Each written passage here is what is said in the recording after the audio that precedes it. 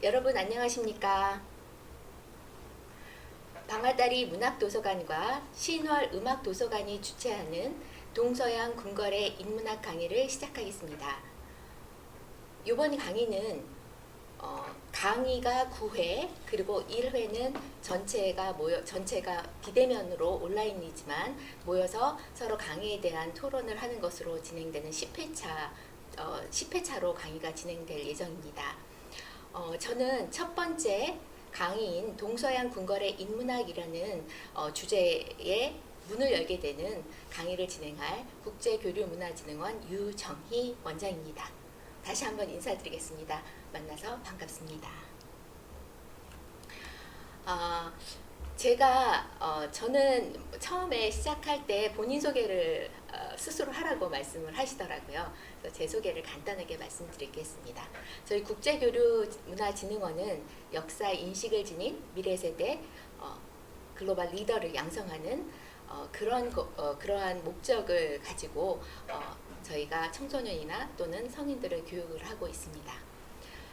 사실 제가 전문 강사는 아니기 때문에 강의를 많이 할 일은 없지만 그래도 그러한 것들의 방향을 제시하는 그런 의미로서 제가 뭐 우리나라 궁궐이나 인문학 이런 것에 많은 관심을 가지고 공부를 하고 있는데요. 제가 어린 시절에 그러니까 1990년대 초반에 1991년 제가 영어 가이드로 한 5년 동안 일을 한 적이 있습니다. 그때 제가 이제 가이드로 일을 하게 됐던 처음 시작은 사실 제가 대학을 다니면서 좀 여행을 많이 다니고 싶었어요. 그런데 저 사실 전공은 제가 도서관학과를 전공을 했습니다. 그런데 뭐 그 당시만 해도 여행이라는 것이 쉽지 않았죠. 저희 학교 다닐 때는.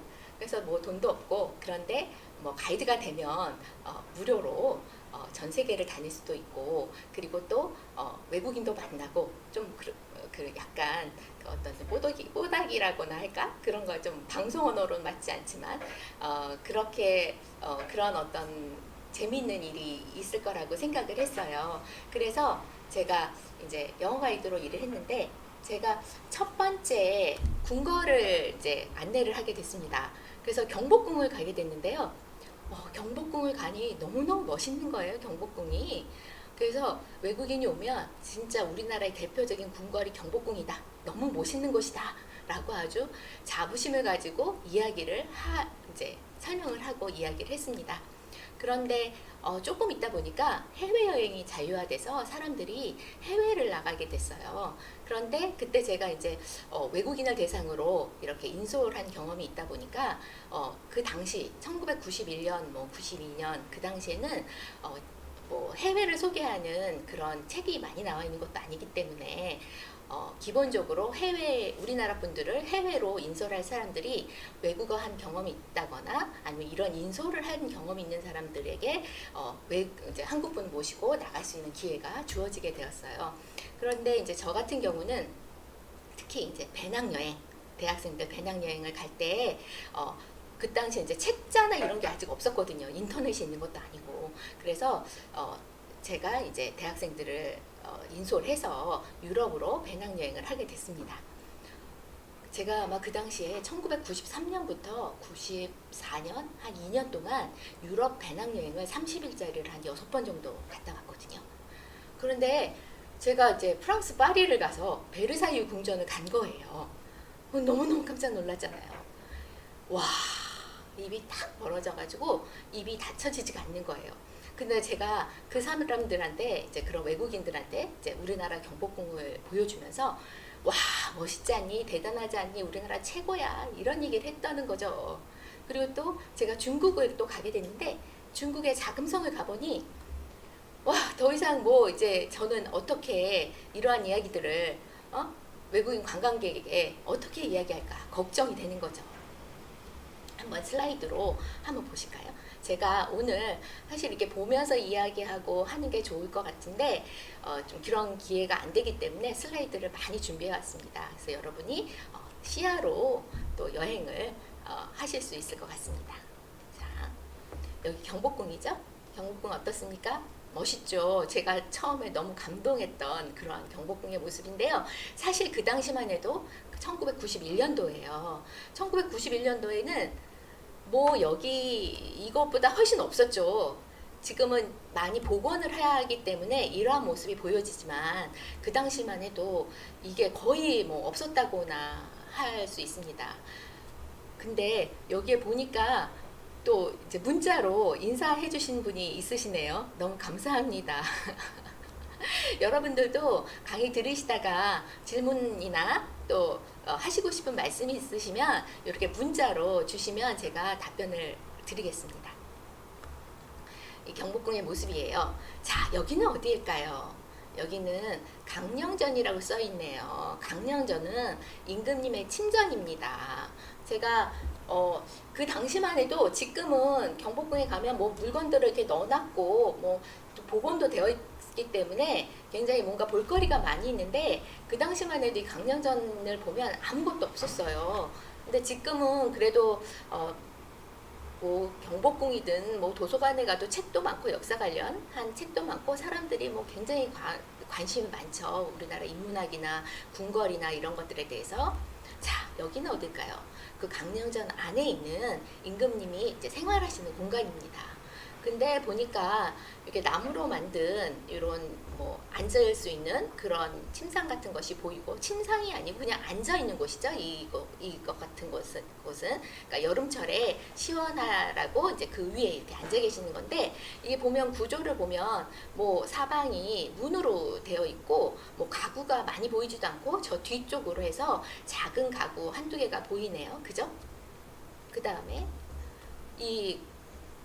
이곳은 어디일까요? 제가 여기 아까 조금 아까 여기다 이렇게 써놨거든요. 유럽의 궁궐, 베르사유 궁전의 왕의 침실입니다. 자, 아까 강려전하고 지금 이 루이 14세가 머물렀던 왕의 침실하고 어떤 차이가 있나요?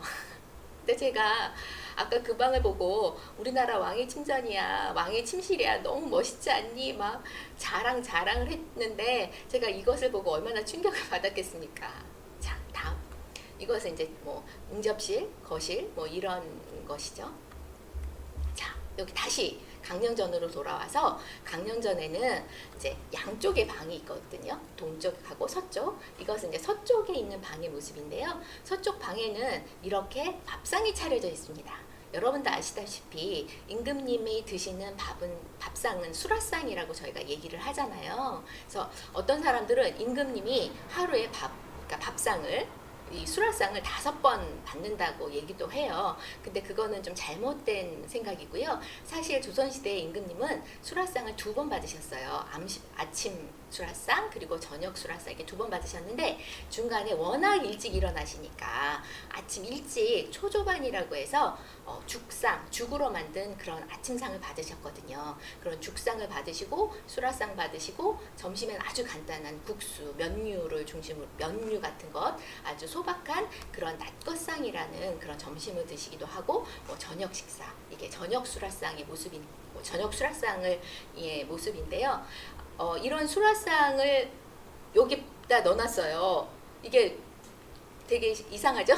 예를 들어서 서양 사람들의 입장에서는 되게 특이할 거예요. 왕의 침실인데 왜 수라상을 넣어놨느냐. 그래서 제가 가만히 생각해보면 정말 얼마나 보여줄 게 없으면 이 수라상을 여기다 넣어놨을까 이런 생각도 들어요. 그렇잖아요. 우리가 설명을 하는데 이건 임금님의 침실이라고 얘기를 하는데 여기다 밥상을 넣어놨는데 서양의 기준에 보면 밥상이나 이런 것들은 어디 있나요? 보통 다이닝룸이라고 해서 식사를 하는 별도의 공간이 있잖아요. 근데 우리는 여기에 왕의 침실이라는 곳에 이것을 넣어놨습니다. 뭔가를 보여줘야 되는 거니까 일단은. 그래서 지금 이렇게 수라상이 있는 모습, 그러니까 서편에 있는 방의 모습을 보시고 계십니다. 자, 여기 앞에 보면 요게 이 아까 보았던 그런 수라상 앞쪽에 있는 모습인데요. 왜냐하면 그 당시에 그러니까 이 왕의 강령전의 방의 구조를 보면 이런 정자 모양입니다. 정자 모양인데 제가 마우스가 되네요. 아까 수라상이 여기에 있는 거고요. 조금 전에 있던 그 모습은 이 앞에 있는 모습입니다. 그래서 이렇게 왕의 침전인 강령전의 모습을 보셨어요. 자, 이 궁전은 어디일까요? 이것이 바로 베르사유 궁전이고요. 왕의 침실이 이 정가운데 있습니다. 자, 다음은 무엇일까요? 이것이 베르사유 궁전의 정원의 모습입니다. 제가 조금 있다가 좀 더 자세하게 이제 동양과 서양의 궁궐의 차이에 대해서 설명을 드릴 텐데요. 이 분수대를 지나서 저 끝에 있는 지평선까지 왕의 정원인데 이 정원의 길이만도 8km가 된다고 해요. 자, 여기는 어디인 것일까요? 안미정 선생님이 강의가 재밌어요라고 말씀해 주셨습니다. 감사합니다. 제가 이렇게 인터넷으로 하는 강의가 처음이라서 굉장히 어색하기도 하고 하는데 이렇게 얘기해 주시니까 너무 힘이 되고, 이게 원래 대면이 하면 서로 이제 소통하면서 강의를 할 수 있는데 지금 저 혼자 막 떠들고 있는데 지금 이렇게 또 이렇게 얘기를 써주시니까 너무너무 감사하고 제가 뭔가 정말 대면처럼 강의한다는 생각이 들어서 굉장히 감사합니다. 자, 여기는 중국의 자금성의 모습입니다. 중국의 자금성 어마어마 크죠? 여기 물 같은 것도 이렇게 보이죠? 여기, 예, 이게 해자라는 건데요. 중국의 자금성이 해자로 둘러싸여 있습니다. 자, 저한테 깨꼬리 목소리라고 어떤 분이 써주셨어요. 감사합니다. 자, 여기는 어딜까요? 여기는 창덕궁인데요. 창덕궁은 세계유산으로 등재되어 있는 우리나라의 대표적인 궁궐이죠. 요 건물 가운데 있는 건물이 인정전이라고 법전입니다. 그러니까 법전 정전으로서 이제 왕이 이곳에서 정치를 하는 곳이고요. 여기 이 앞쪽에 도나문이라고 정문이 있습니다. 근데 이렇게 보시면 여기에 이제 건물들이 조금 있는데요. 이 건물들은 사실은 권례 곽사라고 해서요. 임금님을 보좌해주는 신하들이, 그러니까 관료들이 여기서 사물을 보는 공간이에요. 그래서 실제로 왕이 쓰는 공간은 여기서부터 시작해서 여기에 있는 일부에 불과합니다. 근데 제가 자꾸 우리 궁궐이 뭐 적다 이렇게 약간 낮춰서 말씀을 드리는 것 같아서 오해하실 것 같은데요. 그런 의미는 아니고요. 지금 이제 이런 어떤 제가 느꼈던 감정에 대해서 좀 말씀을 드리고 있는 거니까요. 그거는 오해는 하지 말아 주시기 바랍니다.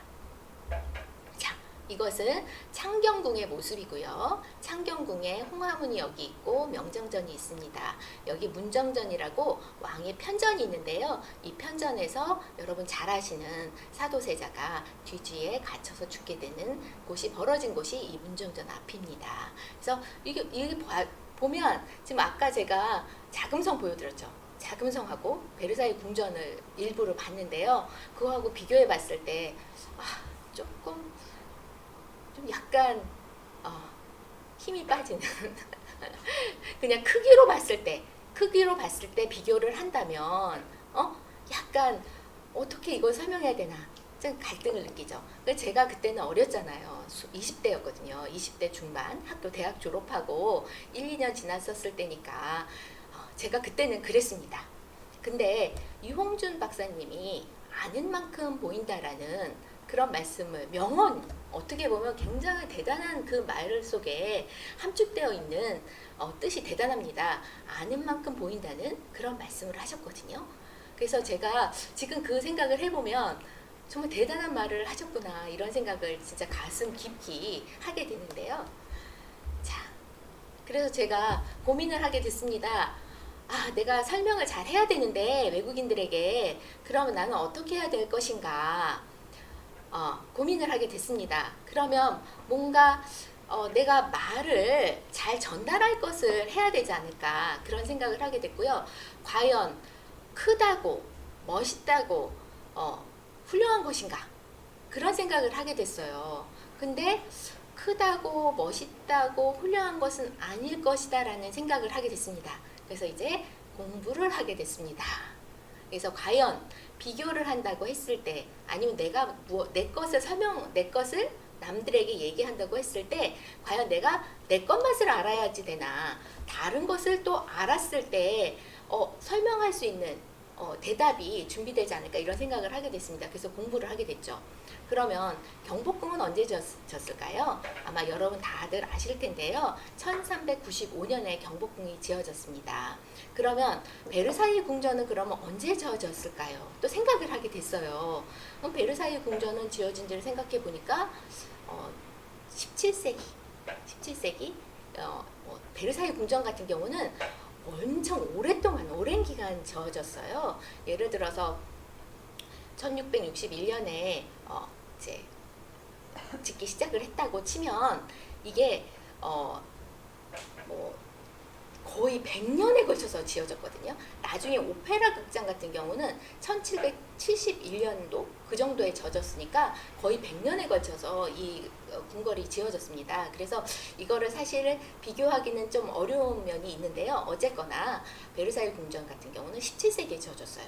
그러면 우리나라 궁궐은 언제 지었냐? 14세기죠. 1395년이니까. 그러면 그 두 궁궐의 시간차가 있는데 이것을 과연 비교를 할 수 있을 것인가 라는 생각도 하게 됐습니다.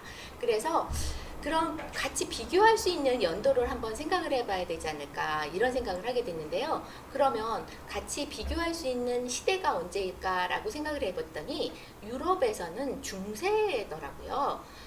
근데 중세가 유럽은 굉장히 길었어요. 우리나라의 중세는 보통 고려 시대를 얘기를 하고 있거든요. 그럼 우리나라 고려는 한 500년 정도 생각을 하면 되는데요.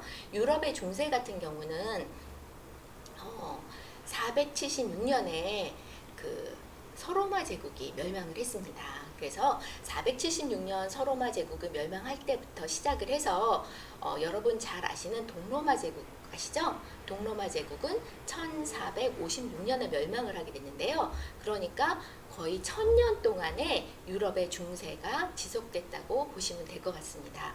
그러면 유럽의 중세 말하고 조선시대를 한번 비교해 보는 것이 낫지 않을까 그런 생각을 하게 됐습니다. 그러면 한번 유럽의 중세 궁궐을 한번 우리가 여행을 한번 떠나봐야 될 것 같은데요. 떠나기 전에 한번 생각을 해보세요. 여러분 유럽의 중세 궁궐을 하면 어떤 것이 떠오르시나요? 저는 왕자, 공주 또는 왕자, 공주 파티, 뭐 신데렐라 그런 거 있잖아요. 궁정에서 막 파티하고 이런 것도 막 떠오르시죠. 그런 아니면 산 정상에 굉장히 아름다운 성이 이렇게 딱 있는 것들 이런 것들이 중세의 성 이런 것이 저는 떠오르거든요. 그러면 한번 중세의 성으로 한번 저랑 같이 떠나보시죠. 자, 이곳은 영국의 리즈성인데요. 이 영국의 리즈성은 사실은 16세기에 지어진 성입니다. 여기는 여러분 잘 아시는 헨리 8세가 머물렀던 그런 성인인데요. 요 전으로 한번 가보시겠습니다.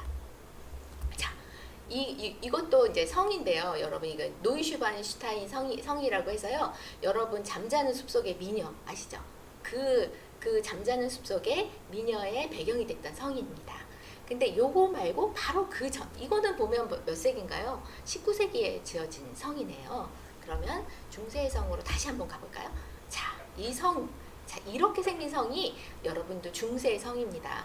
그래서 제가 중세의 성을 이렇게 좀 찾아보려고 이제 찾아봤는데 자료가 별로 없었어요. 그래서 제가 저희 아들을 데리고 좀 됐습니다. 2014년 아니죠. 2013년 제가 우리 아들을 데리고 유럽을 이제 가자.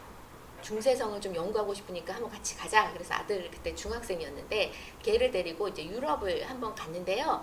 중세성이라고 이렇게 만들어졌는데 실제로 내부는 다 17세기, 18세기에 귀족들이 내부를 다 고쳤더라고요. 그래서 그 내부가 굉장히 화려한 그런 뭐 거의 아까 베르사유 궁전 내부 스타일의 그런 식으로 그 내부가 뭐 아름답게 장식이 되어 있었어요.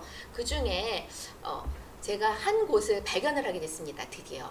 여기가 어디냐면요. 네덜란드의 뮤더슬러트 성이라는 곳이에요. 그래서 이 성은 사실 이제 만들어진 것이 13세기에 만들어진 성이에요. 그러니까 1200 몇 년도겠죠. 그러니까 중세죠. 중세 마렵이라고 보시면 돼요. 근데 여기 이 그림을 보시면 여기가 바다예요. 바다. 바다고 이 마우스의 이 삼각형이 보이시죠, 여러분? 이 바다고요. 여기 보면 이 사방이 지금 해자로 둘러싸여 있는 거예요. 물이죠, 물, 해자. 그러니까 방어를 하기 위해서 이 바다 쪽으로는 사람들이 이제 침입하기는 어렵잖아요. 그러면 이 땅과 연결된 곳으로 이제 사람들이 침입을 할 때 방어를 하기 위해서 또 이 내부에다가 해자를 만들고 여기에다가 다리를 만들게 됩니다. 다음 사진으로 한번 보시면 이렇게 다리죠. 다리로 연결되어 있고요. 이 다리는 위로 올렸다 또 아래로 내렸다가 할 수 있어요. 그래서 이제 저기 오면 이 다리를 올리면 이 이제 성을 방어할 수 있게 이렇게 되는 거죠. 그러면 유럽 같은 경우는 왜 이렇게 성에서 사람들이 이제 살았는데 성이 좀 많다고 생각하지 않으세요? 그리고 또 제가 이렇게 가만히 보면 유럽의 옛날 이야기를 보면 왕자 공주가 굉장히 많아요. 왕자 이야기도 많고 공주 얘기도 많고. 여러분이 아시는 공주 얘기 어떤 공주가 있으세요? 신데렐라도 공주 얘기고 백설공주도 있고 엄지공주도 있고 왕자의 이야기면 백조의 왕자, 뭐 잠자는 공주, 떠다른 공주, 잠자는 숲속의 미녀. 왕자 공주가 엄청 많습니다. 그리고 백설공주 이야기를 보면 백설공주가 이렇게 이제 그 독사가를 왕비가 준 독사가를 이렇게 먹고 목에 걸려가지고 이렇게 이제 잠이 들죠. 공주가 잠이 들었는데 그 이웃나라 왕자가 옆을 지나가요. 아니 이웃나라가 얼마나 가까우면 그 왕자가 이 옆을 지나갑니까? 그래서 우리나라 같은 경우는 거의 그런 왕자 공주 얘기가 거의 없어요. 우리는 예전에 우리 어렸을 때 이런 거 있었죠. 그 최진사 때 셋째 딸 이야기, 뭐 이런 뭐 셋째 딸이 뭐 마음씨가 예쁘대더라, 뭐 이런 얘기를 저희가 많이 들었었는데. 이 유럽 같은 데 보면 왕자나 공주 얘기가 이렇게 많더라고요. 그리고 또 요즘에 저희 단체에도 그 외국 학생들이 많이 오거든요. 외국 유학생들이 와서 활동도 하고 봉사활동도 하고 배우기도 하는데 그 친구들이 와서 저한테 질문하는 것이 원장님 왜 서울에는 이렇게 궁궐이 많아요? 자기네는 도시에 그 궁궐하고 뭐 성 같은 개념 본다면 자기네는 도시마다 하나뿐이 없는데 우리 서울에는 5개나 있잖아요. 그러면서 왜 이렇게 많냐 이런 얘기를 하더라고요. 근데 우리는 또 가만히 보면 도시마다 성이 있는 건 아니죠. 궁궐이 도시마다 있는 건 아니잖아요. 그럼 이거의 차이는 무엇일까요? 이게 이제 그 중세 시대냐 또는 근세냐 그런 어떤 차이가 있는 거죠. 예를 들어서 유럽은 지금 이 성을 보고 있는 거는 유럽의 중세를 보고 있는 거거든요. 유럽의 중세는 어땠냐를 그때 가만히 보시면 서로마 제국이 멸망하고 나서 그 유럽에는 굉장히 많은 전쟁이 있었습니다. 서로마 제국이 멸망하게 됐던 원인은 어떤 것이었을까요? 여러분 잘 생각해 보시면 예전에 뭐 게르만족의 대이동 이런 거 생각나시죠? 게르만족이 이동을 하게 되죠. 로마로. 그래서 결국은 게르만족에게 로마가 지게 되는 거죠. 그러면 게르만족은 어떻게 또 왜 이동을 하게 됐을까요? 여러분 훈족이라고 들어봤죠? 훈족이 이제 쪽으로 이동을 하면서 이제 이들이 또 밀려서 로마까지 이제 들어오게 되고 로마가 이제 멸망을 하게 되는 거죠. 그러니까 로마가 476년 멸망을 하고 나서 이 유럽의 상황이 굉장히 뭐 많은 전쟁이 있습니다. 그때 이제 여러분도 아시는 마자르족이라고 있어요. 지금 헝가리 사람이거든요. 이들도 유목 민족이었는데 그 헝가리 마자르족 또는 그 남쪽으로는 여러분 잘 아시는 그 이슬람족, 이슬람 사람들이 또 이제 유럽 쪽으로 오게 되죠. 그들이 이제 또 한 손에는 칼을 들고 한쪽에는 또 코란을 들고 신앙을 택하겠느냐 아니면 목숨을 내놓겠느냐 이러면서 그 이슬람족도 올라오기도 하고 그리고 저기 북쪽에서는 여러분 잘 아는 바이킹, 노르만 그쪽에서 또 바이킹족이라든가 이런 사람이 막 내려오면서 유럽 대륙은 완전한 이제 혼란기에 접어들게 되는 거죠. 그랬을 때 특히 이제 이 8세기부터 뭐 한 11, 12세기 그 사이에 유럽 중세 시대 때는 정말 싸움이 유럽에 많았어요. 유럽에 엄청난 싸움이 많았는데 그들이 이제 왕을 중심으로 이제 그 왕이 그 전쟁을 해야 되니까 이제 밑으로 가신들을 이제 모으게 되죠. 그리고 가신들에게 왕이 땅을 나눠줘요. 땅을 나눠주고 전쟁이 일어났을 때만 이 가신들이 왕 밑으로 모이게 됩니다. 그래서 전쟁을 할 때 같이 싸움을 하게 되는데요.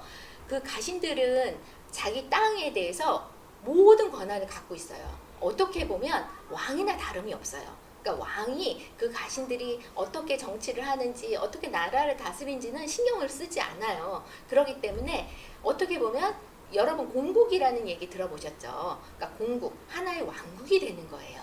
그러다 보니까 이쪽에 있는 가신이 갖고 있는 나라가 그냥 하나의 나라, 이 나라, 저 나라가 되기 때문에 왕자, 공주도 많고 나라도 많은 거죠. 어떻게 보면.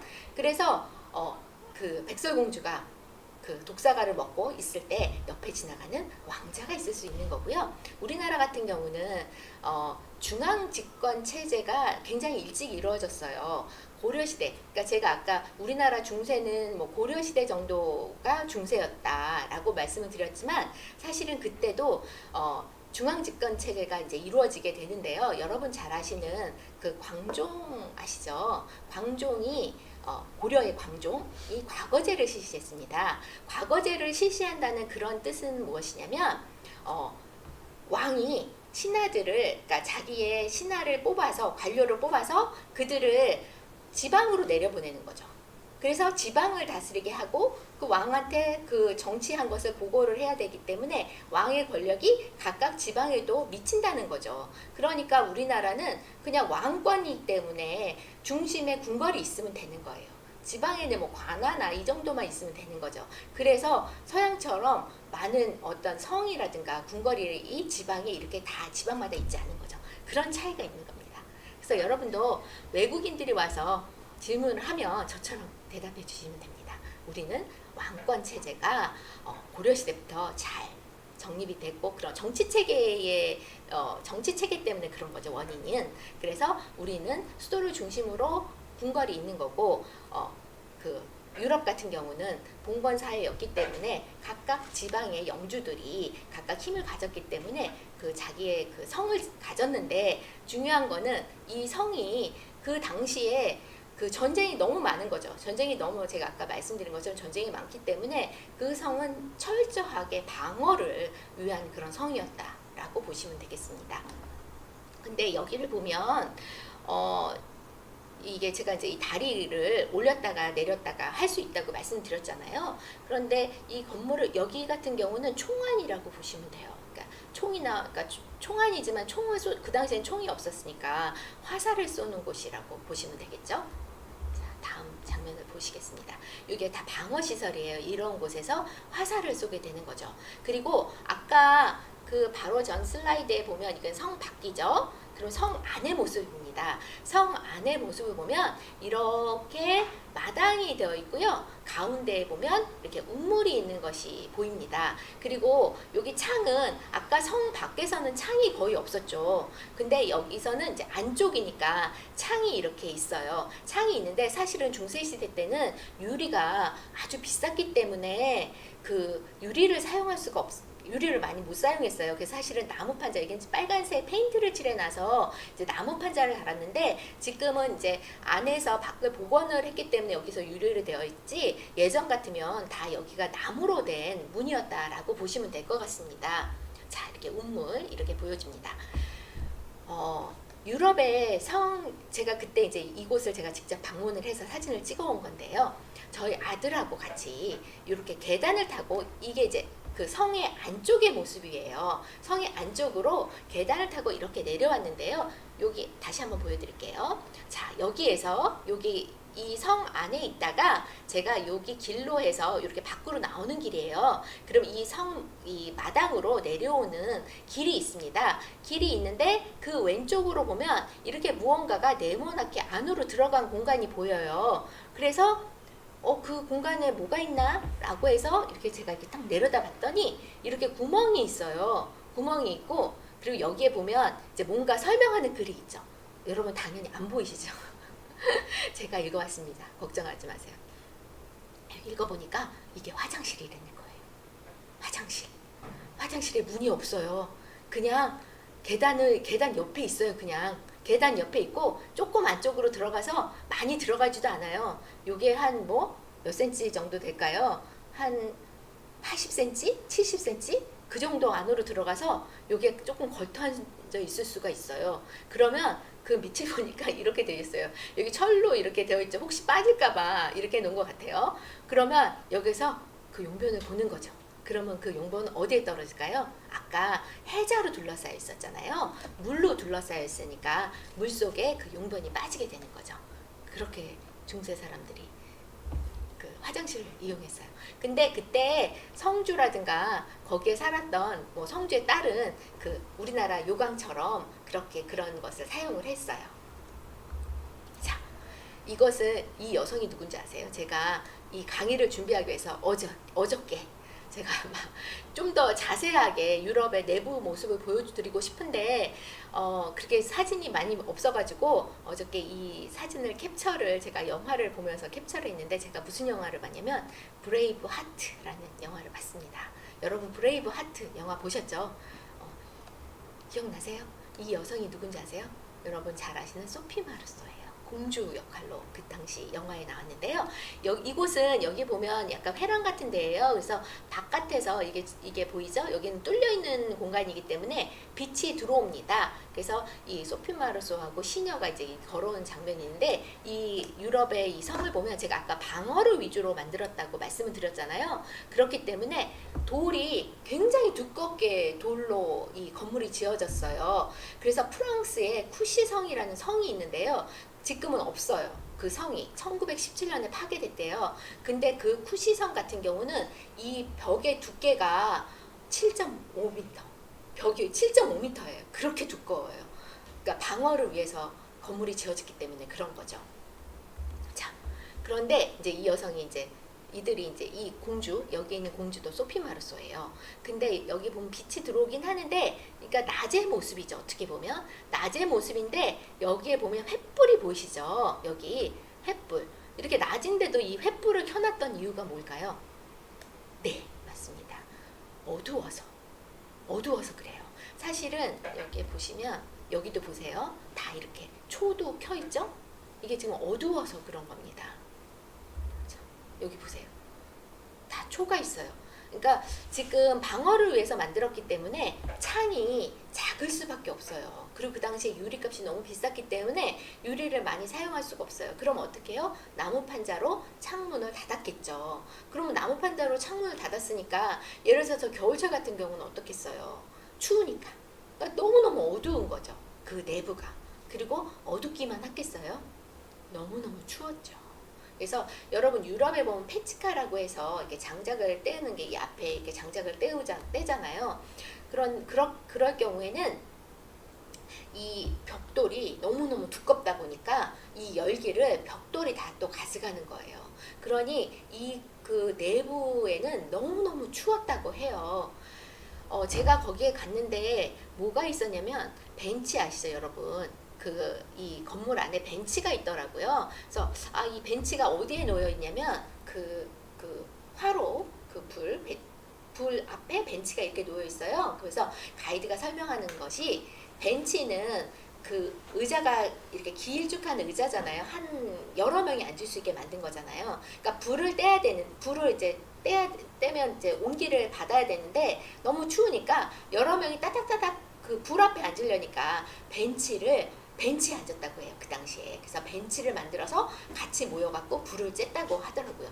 근데 또 신기한 거를 제가 하나 발견했어요. 그게 뭐냐면 교회 다니시는 분은 아실 텐데 그 뒤쪽으로 의자가 있는데 의자가 이 뒤에 이런 목사님이 앉는 의자 있죠. 뒤에가 이렇게 큰 의자가 또 한 게 있더라고요. 그래서 아니 저거는 무슨 의자입니까? 그리고 왜 이렇게 그 뒤에가 그 목사님 의자가 여기 있나요? 제가 라고 물어봤더니 이제 불을 여기 이제 이 집 주인이 혼자서 앉아 있을 때 여러 명 있을 때는 벤치에 앉지만 혼자서 앉아서 불을 뗄 때 뒤에서 바람이 너무 들어오니까 이게 추우니까 이거를 막아주는 바람을 막아주는 역할을 한대요. 그래서 의자가 우리 교회에서 목사님 의사처럼 이렇게 큰 뒤에가 이렇게 큰 게 달려 있는 그런 의자가 있더라고요.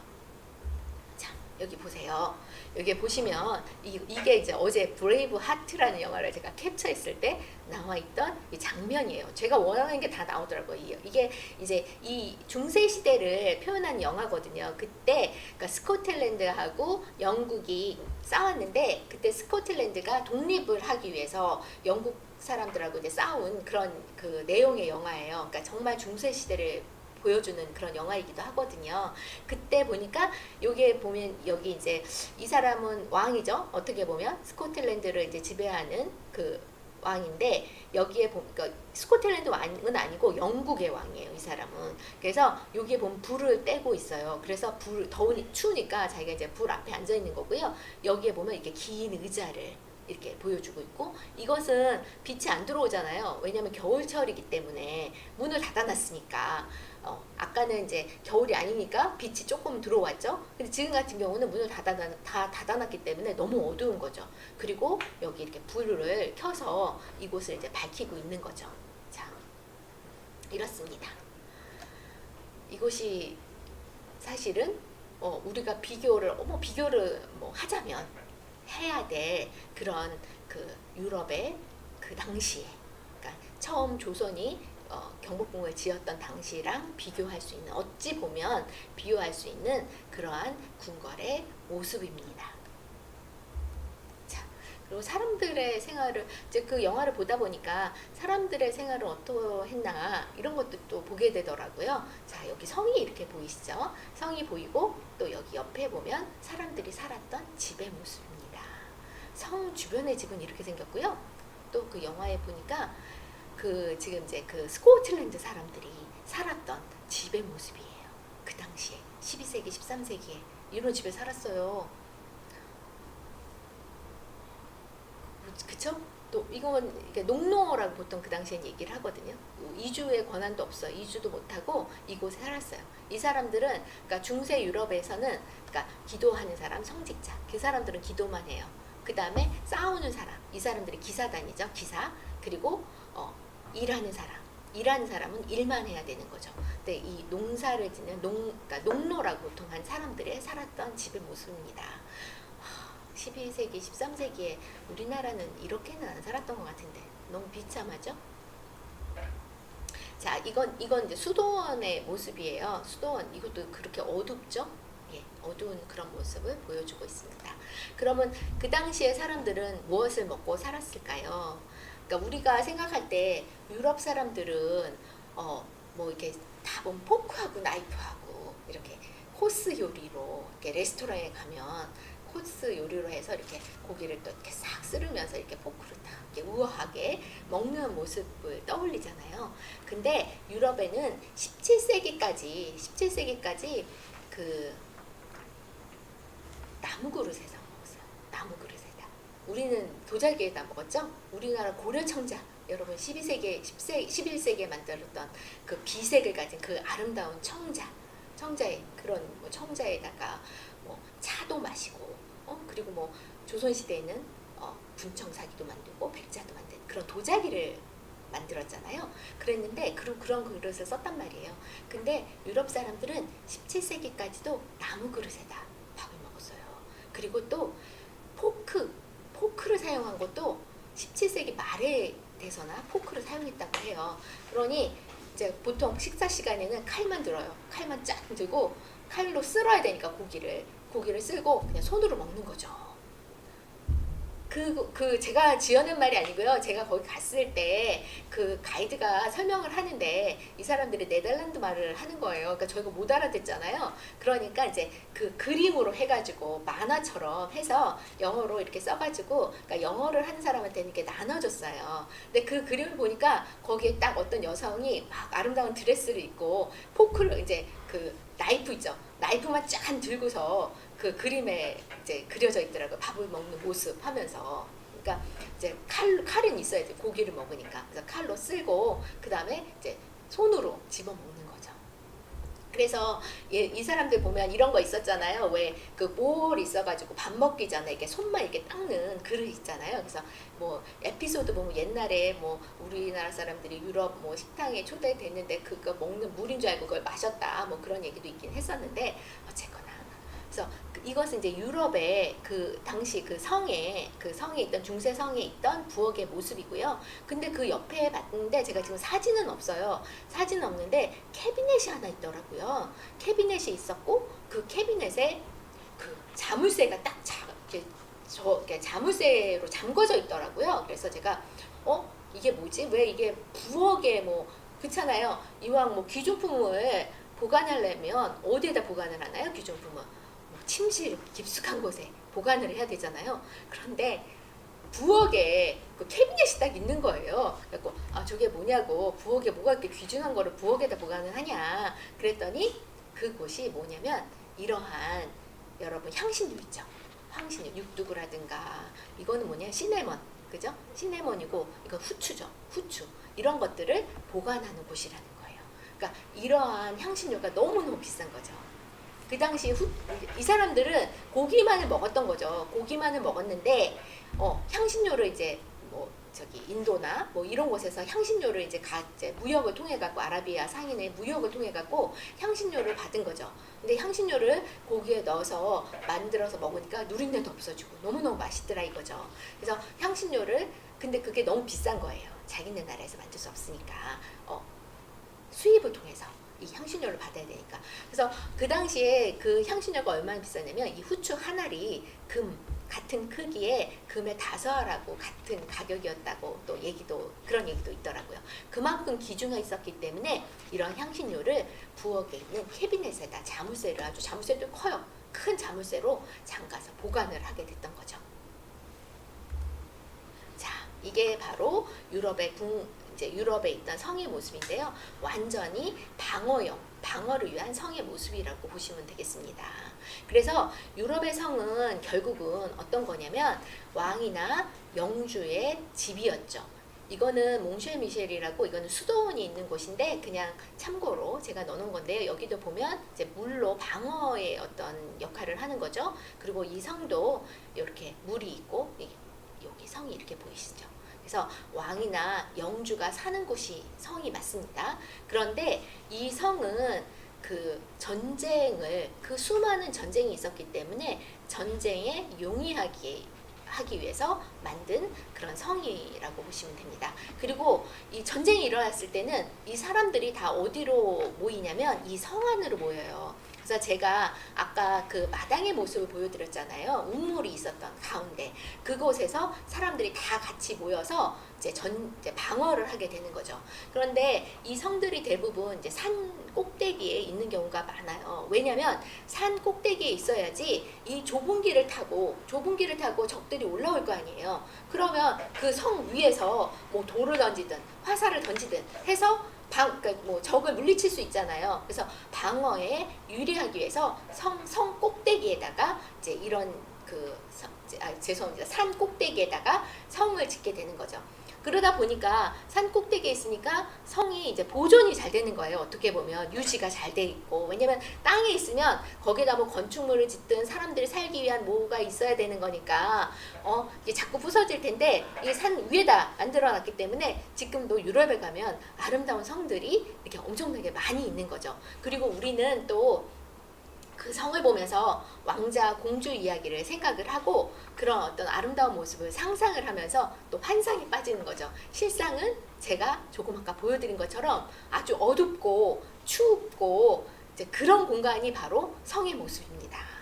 우리가 몰랐으니까 지금은. 그러나 이제 그것이 바로 그 당시 제가 일단은 조선 초의 모습과 비교를 할 수 있는 그런 성의 모습입니다. 근데 지금 유럽에 가서 보시면요, 이런 성에 가면 너무너무 아름답게 해놨어요. 왜냐면 17, 18세기에 그 귀족들이 그 성을 사서 그 내부를 다 리노베이션 같은 거 한 거죠. 그래서 그러니까 17세기, 18세기 그 당시에 귀족의 저택으로 변신해 있는 거죠. 그래서 제가 아까 뮤더슬러트 성이라고 네덜란드 성 그것을 찾는데 굉장히 오래 걸렸어요. 왜냐면 그런 중세의 모습으로 남아있는 성이 그렇게 많지 않기 때문이에요. 자, 그런데 어떤 일이 있었냐면요. 유럽이 이제 십자군 전쟁을 하게 되는 거죠. 8세기에서 한 12세, 8세기, 10세기에서 10세기, 뭐 12세기 그 당시에 이제 십자군 전쟁을 하게 되는데요. 그 이제 많은 영주들이 이제 그 기독교를 수호를 해야 되잖아요. 이슬람이 쳐들어오니까. 그래서 기독교를 수호하기 위해서 이제 나가게 되죠. 영주들이. 그 당시는 기독교가 지배하는 사회였잖아요. 그리고 또 다른 면은 전쟁에 이기면 전쟁에서 많은 것을 또 가져올 수 있으니까 이제 이들이 전쟁에 참여를 하게 되는 거죠. 그래서 자기가 있던 뭐 전쟁에 참여하기 위해서는 뭐 자기 이제 뭐 자기 그 기사들이 있을 거 아니에요. 본인의 기사들도 데려가야 되고 뭐 이렇게 됐는데 전쟁이 그렇게 오래 갈지는 몰랐죠. 근데 십자군 전쟁이 200년이 소요가 돼요. 200년을 걸쳐서 십자군 전쟁이 이제 하게 되니까 이 사람이 영주가 이제 떠났는데 안 돌아오는 거예요. 그리고 영주가 떠나는 안 돌아오니까 이 자기의 그 영주의 그 영지는 막 피폐하게 되는 거죠. 어떻게 보면. 그러니 이제 그렇게 되면서 그 이제 유럽 중세 때는 그 이제 교황의 권력이 이제 커지게 되죠. 교황의 권력이 커지게 됐는데 영주는 이제 안 돌아와요.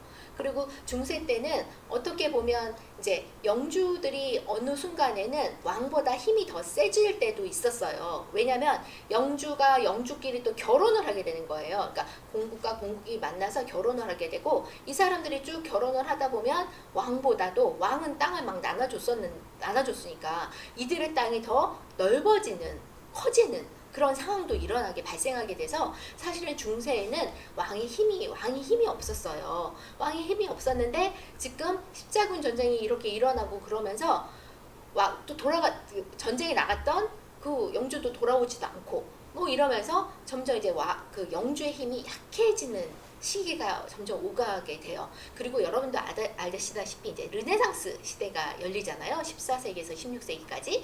그때 이제 또 뭐 지리상의 재발견 막 이러면서 그리고 특히 이탈리아를 중심으로 베네치아 상인들이 이제 뭐 무역도 하게 되고 상인들은 누구한테 세금을 내나요? 왕한테 세금을 내게 되죠. 그래서 왕이 점점 이제 권력이 커지게 되는 거예요. 그 전에는 예를 들어서 프랑스와 1세 같은 경우는요.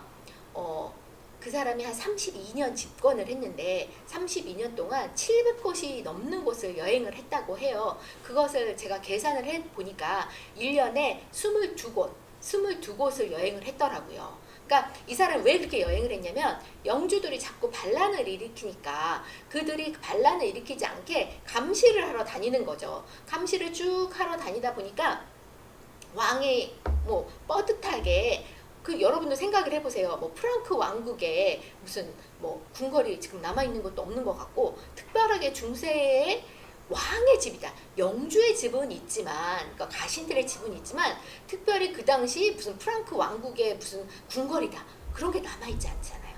그거는 뭐냐면 왕이 계속 여행을 하면서 이들을 감시하다 보니까 특별하게 왕이 크다란 궁궐을 짓지는 않았던 거예요. 그런데 이제 어떤 일이 이제 일어나게 됐냐면 17세기에 그러니까 1661년도에 그 프랑스에서 그러니까 루이 14세 때 그 니콜라 푸케라는 사람이 있었어요. 근데 그 사람이 재무장관이었거든요. 그 사람이 자기의 이제 저택을 짓게 되는 거예요. 자기의 저택을 하나 딱 지어놓는데 그 저택을 지었으니까 축하를 해야 되잖아요. 그래서 축하를 하기 위해서 사람들을 초대를 한 거예요. 이 집이에요. 니콜라 푸케의 집인데 이 집에 몇 사람을 초대를 했냐면 몇 사람을 초대했을까요? 6,000명을 초대했어요. 니콜라 푸케의 집을 좀 몇 장면이 있으니까 한번 보실까요? 자, 이게 정원입니다. 어디서 많이 본 듯한 정원 아니에요? 약간 아까 처음에 제가 보여드렸던 베르사유 궁전 같은 그런 정원을 이렇게 딱 만들어 놓고 이게 이제 니콜라 푸케의 집이에요. 이 집에 6,000명의 사람을 초대를 한 겁니다. 그때 누구도 초대했냐면 루이 14세도 같이 초대를 했어요. 그렇게 하니까 루이 14세가 와, 너네 집 멋있다 하고 막 칭찬했을까요? 아니죠. 루이 14세가 열받았죠. 이게 뭐야, 나보다 더 큰 집을 짓고 더 멋있는데. 그러니까 화가 나서 이 니콜라 푸케를 횡령죄로 고발을 해가지고, 그 왕이 고발을 하나? 그건 잘 모르겠는데 어쨌거나 횡령죄로 이 사람을 종신 감금형에 처하게 됩니다. 그리고서는 어떻게 해요? 루이 14세가 자기 집을 짓는 거죠. 그래서 이 니콜라 푸케가 지었던 집을 지은 기술자들을 다 데려다가 이제 자기 집을 짓게 되는데요. 그게 바로 이 프랑스의 베르사유 궁전이 되는 겁니다. 자, 이 궁전은요, 여기서부터 여기까지의 길이가요, 몇 미터냐면요, 400m예요. 400m. 여러분, 400m가 얼마나 길은 줄 아세요? 제가 초등학교 다닐 때 저희가 100m 달리기를 해야 되거든요. 근데 저희 그 초등학교 운동장이 직선거리 100m가 안 나와요. 그러니까 선생님이 사선으로 100m를 해서 100m 달리기를 한 경험이 있거든요. 근데 여기가 400m예요. 어마어마하죠. 그리고 여기 가운데에 그 2층에 그 루이 14세에 사는 침실이 있어요. 그리고 여기서부터 여기까지가 이 정원이 8km에 거친 정원을 만들어 놓습니다. 자, 이런 정원을 만들어 놓고 이곳에서 한 5,000명 정도의 귀족들을 불러다가 정치를 이곳에서 하는 거죠. 예전에는 그 귀족들이 무서워가지고 프랑스와 1세는 평생을 감시를 하러 여행을 다녔다면 루이 14세는 이곳으로 사람들을 다 불려들여서 이곳에서 파티를 하면서 이제 정치를 하게 되는 거예요. 여기에 이제 분수가 있는데요. 분수는 좀 이따 보여드릴게요. 분수가 1,400개의 분수가 있다고 해요. 이 정원을 만드는 데만 3년이 소요가 돼요. 정원을 만드는데 3년 소요가 되고 분수를 만드는데 7년이 걸렸다고 해요. 그렇게 어마어마하게 궁궐을 만들게 됩니다. 그래서 이제는 이 궁궐을 통해서 왕의 권력을 보여주는 거죠. 루이 14세를 그때 이제 왕권 신수설이 대유행을 했잖아요. 그러니까 나는 신의 대리인이다. 신의 대리인으로서 이제 정치를 하게 되고, 이때의 정치를 우리가 절대 왕정이라고 보통 얘기를 하죠. 자, 루이 14세의 모습입니다.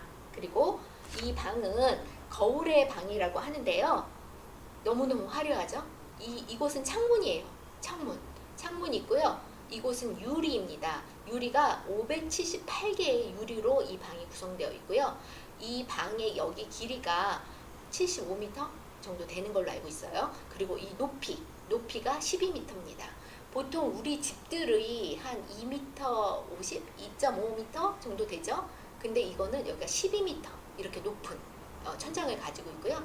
샹드리에를 이렇게 달아놨죠. 그럼 빛이 이렇게 들어오고 이 유리에 비치고 576개의 그 유리에 비쳐서 반짝거리고, 이 거울의 방을 지나면 이제 왕을 만날 수 있는 왕의 방으로 가게 되거든요. 그러면 생각을 해보세요. 사신들이 왕을 만나기 위해서 이곳을 지나간다고 생각을 해보세요. 여기를 지나가면서 벌써 기가 팍 죽게 되는 거죠. 이 베르사유 궁전이 18세기 유럽의 궁궐의 모범이 되는 거예요. 어떻게 보면 모델이 되는 거죠. 그래서 다른 국가들이 너나 나나 할 것 없이 이 왕들이 궁궐을 이렇게 짓게 되는 거죠.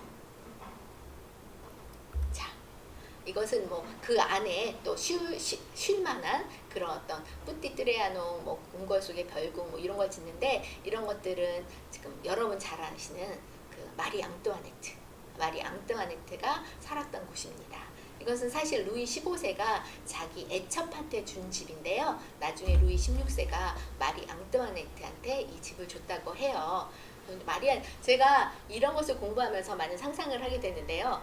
사실은 이제 마리 앙뚜아네트 그러면 이 사람은 도대체 루이 16세 언제 살았던 사람이야? 이렇게 연도가 잘 가늠이 잘 안 되는데, 우리나라로 치면 그때가 정조 시대예요. 루이 앙뚜아네트, 아니 마리 앙뚜아네트하고 우리나라 정조대왕하고 나이가 3살뿐이 차이가 안 나요. 그래서 저는 한번 이런 생각도 했었어요. 정조가 그 당시에 우리가 중국이라는 나라가 가로막혀 있지 않고 좀 더 자유로운, 응? 유교라기보다도 뭐 고려시대나 이럴 때는 굉장히 자유로웠잖아요. 만약에 유럽까지 갔었으면 정조와 마리 앙뚜아네트의 만남 어땠을까요? 굉장히 로맨틱하죠. 그런 상상도 저는 사실은 좀 해봤었거든요. 자, 그럼 본격적으로 한번 세 나라의 궁궐을 비교해서 보겠습니다. 자, 여기가 경복궁의 모습입니다. 경복궁의 모습이고 이것이 자금성의 모습이고 이곳이 베르사유의 궁전의 모습입니다. 자, 자금성이에요. 자, 이게 황금색의 유리기와 도자기죠. 유리기와로 기와를 만들었습니다. 자, 이거는 여기는 뭘까요? 이것이 바로 해자예요. 자금성을 둘러싸고 있는 해자의 모습입니다. 물로 막아놓은 거죠. 굉장히 깊어요. 자, 이거는 잠깐 뭐 하나 더 여기 있는데 해자를 보여주기 위해서 넣은 건데요. 이거는 베트남의 후에성이라는 곳이에요. 그러니까 이 그러니까 동북아시아, 이 아시아, 그러니까 뭐 베트남은 동남아시아죠. 이 아시아 지역에서 사실은 유교의 영향을 받은 나라가 중국, 뭐 유교라는 것이 중국에서 나왔으니까 중국, 그 다음에 우리나라, 대한민국, 그 다음에 일본, 그리고 베트남 이 네 나라예요. 그래서 이 유교의 영향을 받은 나라에 가서 보면 이런 건축 양식이 좀 비슷한 것을 볼 수가 있거든요. 근데 사실 이 나라를 제외하고 여러분 잘 아시는 뭐 미얀마 또는 뭐 태국 뭐 이런 데 가보시면 전혀 다르죠. 그 풍경이 이런 건축 양식이나 이런 게 전혀 다른 것을 보여주고 있는데 이 베트남의 후에성 같은 경우도 이렇게 해자로 둘러싸여 있습니다. 자, 이거는 일본의 오사카 성이에요. 이 오사카 성은 사실은 이제 그 쇼군의 집이죠. 이렇게 보면 이 오사카 성도 보면 이렇게 해자로 둘러싸여 있어요. 근데 그 일본 같은 경우도 중세랑 좀 비슷해요. 왜냐하면 여기는 이제 막부라고 해서 그 왕이 지배를 한 게 아니었거든요. 그리고 이곳 같은 경우도 굉장히 오랫동안 이제 중세가 유지됐다고 보시면 될 것 같아요. 일본도. 자, 이것도 일본의 그 성도 이렇게 해자로 둘러싸여 있습니다. 근데 이 해자를 둘러싼 이 성의 돌의 크기를 한번 보세요. 어마어마하죠. 더 큰 돌을 하나 보여드릴게요. 자, 제가 일본에 갔었거든요. 저도 이제 비교를 해보고 공부를 해보려면 좀 돌아다녀야 되니까 이제 저희 직원이에요. 그때 같이 갔던 이 성을 쌓았던 이 돌의 모습이에요. 이 돌을 어떻게 옮겼을까요? 다 옮겼었을 거 아니에요. 그러니까 그 밑에 있던 그러니까 사무라이라고 하죠. 일본 같은 경우는 사무라이들이 충성심을 보여주기 위해서 이 돌을 바치는 거예요. 그럼 이 바친 돌을 가지고 이 성을 짓는 거거든요. 그 당시에는. 그래서 이 건물도 어떻게 보면 그 당시에 이제 막부니까 그 쇼군의 얼마나 그 쇼군의 권위를 보여주는 건물이라는 것을 또 알 수가 있는 거죠. 그리고 또 다른 모습을 또 하나를 생각을 하게 되면 우리나라의 그 경복궁에는 해자가 없었는데 자금성에도 해자가 있고 후해성에도 해자가 있고 그리고 지금 일본에 본 오사카 성에도 해자가 있고 근데 우리나라의 임금의 경복궁에는 해자가 없다는 거죠. 그럼 우리는 어떻게 보호를 했을까요? 우리는 도성이라는 것을 만들었어요. 그래서 한양을 보시면 그 경복궁을 중심으로 이 한양을 둘러싼 한양 도성이 있잖아요. 그러니까 같이 보호를 하는 거예요. 백성들이 이 도성 안에 있죠. 지금 제가 아까 유럽의 성 캐슬 성을 보여줬을 때 보면 다들 백성이 사는 공간을 성으로 만들진 않았잖아요. 유럽 같은 경우는. 그러니까 백성들이 전쟁이 일어났을 때 그 성 안으로 피신을 하죠. 그럼 백성이 잘 집도 없어요. 아까 제가 보여드린 것처럼 거기 마당에 모여서 그냥 거기서 비가 오면 비를 맞으면서 거기 있어야 되는 거예요. 근데 우리는 어떻게 했죠? 임금님만을 보호하기 위해서 해자를 파지 않았어요. 그냥 성을 이렇게 쌓은 거죠. 도성을 쌓은 거죠. 도성. 그리고 백성들은 그 백성이 사는 곳까지 포함한 이런 도성을 쌓았다. 이렇게. 그럼 차이를 여러분이 한번 생각해 보시면 될 것 같습니다. 자, 경복궁을 이제 다시 한번 들어가서 보겠습니다. 자, 이게 경복궁 지도인데요. 자, 이거는 뭐 해자가 아닙니다. 그냥 이렇게 파랗게 칠해놓은 거고요. 이 경복궁의 광화문을 통해서 이렇게 흑내문 통해서 여기 근정문을 통해서 근정전을 통해서 여기 뒤에 있는 사정전이라고 해서 임금님 이 근정전은 임금님이 이제 공식적인 정치를 하는 곳이고요. 그리고 요 뒤에 있는 곳이 사정전이라고 해서 임금님이 그 사무실, 개인 사무실이라고 보시면 될 것 같아요. 그리고 그 뒤에 있는 것이 강령전입니다. 그래서 제가 여기서 이제 말씀드리고자 하는 것은 과연 우리나라 임금이 뭐 돈이 없어가지고 본인의 방을 강령전 그 방을 그렇게 소박하게 꾸몄을까요? 그죠? 한번 여러분 생각해 보세요. 왜 그렇게 꾸몄을까요? 한번 처음 들어간 하나씩 이 안을 들여다보시면서 그거에 대해서 고민을 하시면서 한번 생각하시고 또 강령전에 도착했을 때 다시 한번 그 점을 얘기해 보도록 하겠습니다.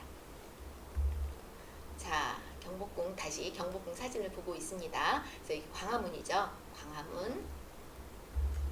자, 태조 이성계가 1335년에 태어났죠. 이때 태어나서 고려를 멸망시키고 조선을 세우게 됩니다.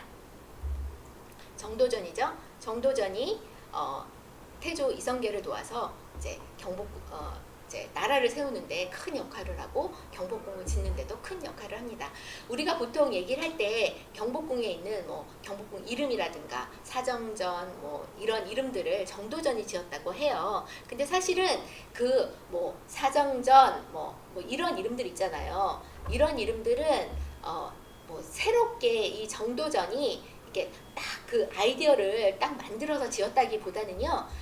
그러한 예전에 그 중국에서라든가 그런 어떤 책에 그러한 이름들이 있어요. 그래서 그런 것들을 모아서 자기가 골라갖고 이름을 붙였다라고 생각하는 게 더 맞아요. 그래서 왜냐하면 그 중국 자금성에도 우리랑 물론 자금성을 저희가 자금성에 있는 뭔가를 따라서 지었다고 말씀드리는 건 아니고요. 왜냐하면 경복궁이 자금성보다 먼저 지어졌거든요.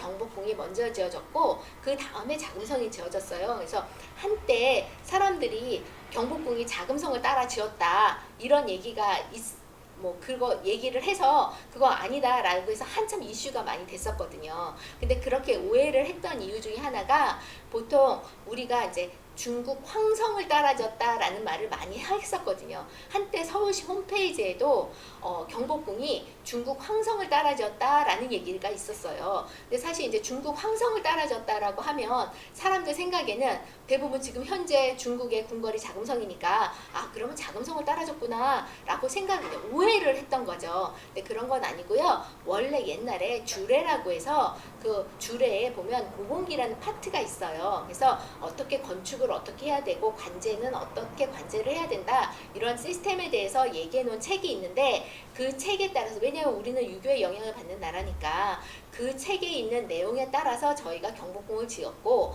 자금성도 거기에 따라 지어졌고 후해성도 거기에 따라 지어졌고 일본의 왕이 살던 일본 보통 천황이라고 얘기하잖아요. 천황이 살던 집도 있어요. 거기도 다 그 주례 고공기에 따라서 집을 지어졌기 때문에 비슷해요. 다 그 비슷했지 우리가 결코 뭐 자금성을 따라졌거나 그건 말도 안 되는 소리고 왜냐면 우리가 먼저 지어졌으니까. 그런데 어쨌거나 죄송합니다.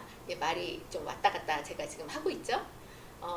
이제 그런 얘기가 있었지만 우리는 이제 그 어떤 그 주례 고공기에 따라서 이제 건물을 이렇게 짓게 되는 거죠. 그리고 이름을 짓는 것도 마찬가지예요. 옛날에 나왔던 얘기에 따라 지어졌기 때문에 후해성에서도 태화전이라는 건물이 있어요. 태화전은 자금성에 있는 그 명칭이에요. 그리고 우리 건천궁이라는 우리도 지금 건천궁이 있잖아요. 고종이 지어서 건천궁이라고 이름을 지었어요. 자기가 이제 있는 공간을 흥선대원군하고 독립된 정치를 하기 위해서 뭐 자금성에도 건천궁이라는 궁이 있습니다. 그래서 뭔가 이렇게 새롭게 딱 창조했다기보다는 어떤 그러한 것들이 기존에 있었기 때문에 그런 것들을 뽑아다가 이제 뽑아다가 여러 가지들을 뽑아다가 이름을 지었다라고 생각을 하면 될 것 같아요. 그래서 정도전이 이제 이 모든 것을 이제 설계를 했다고 보시면 되는데 이렇게 하면서 이제 건물에 이름도 짓게 되는 거죠. 자, 우리나라에는 궁궐이 5개가 있습니다. 그래서 제가 아까 말씀드렸던 것처럼 외국인이 왔을 때 너네는 왜 이렇게 한 도시에 궁궐이 이렇게 많아? 라고 얘기를 할 수가 있죠. 그때 제가 아까 말씀드린 것처럼 우리는 중앙 집권체제이기 때문에 서울에 대부분 그러니까 한양 도성이에요. 그리고 우리는 나라가 오랫동안 지속되잖아요. 조선도 500년 동안 지속이 됐었고 고려도 보면 500년간 지속이 됐었거든요. 신라는 몇 년인가요? 통일신라까지 합치면 신라는 1000년이죠. 보통 왕조들이 우리나라 대부분 이렇게 오래 지속됐기 때문에 한 곳에 모든 것이 집중이 되는 그런 것을 보여주고 있는데요. 특히 이제 건물이 또 이런 얘기를 해요. 이렇게 많냐라는 얘기가 있죠. 그 이유는 서양 건축하고 동양 건축의 그러니까 재료가 달랐기 때문이에요. 재료가. 서양을 보시면 그 돌로 만들어졌다고 제가 말씀드렸잖아요. 돌로 대부분이 만들어졌는데 그거는 이제 방어에 유리하기 위해서 어떤 그 성은 막 7.5m, 성의 두께가 7.5m까지도 간다. 이런 얘기도 있었잖아요. 전체는 아니고 일부겠지만 그런 말씀도 드렸는데요.